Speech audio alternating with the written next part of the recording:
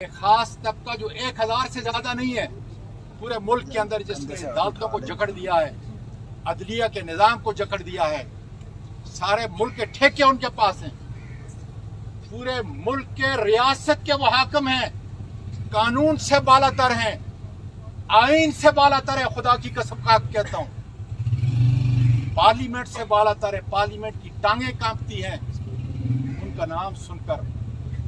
उनको अल्लाह ताला ने मेरी ज़बान दी है, हौसला है, और पीटीआई के वाहिद शख्स में अपनी क़यादत को भी कहता हूं कि उनके नाम लो ताकि उनको हम नंगा करें। जिस तरीके से एक सेनेटर के साथ जो सलूक हुआ, सिटिंग से सारी दुनिया हैरान है कि क्या किसी ऐसे मुल्क के अंदर ये मुमकिन है। जैसे मैंने उस दिन सुप्रीम कोर्ट के कहा था कि मैं तो मर चुका हूं, जब आपको बेलबास कर दें तो मर जाते हैं आप, मैं इसलिए सिर्फ जिंदा हूं। इन भेड़ियों को इंशाल्लाह ताला बेनकाब करूंगा। तो मैंने इमरान खान को कहा, खान साहब मैं बताऊंगा कि ये कौन है, इस हिम्मत से, इसलिए कि जिसकी लाश अंदर है,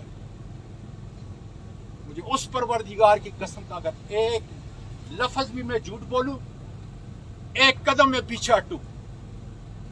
इसलिए अब हकीकी आज़ादी के लिए जो इमरान खान निकला है, पूरी कौम को बताता हूं, सारे पार्लियामेंटेरियन को बताओ, बंद करो इस पार्लियामेंट को।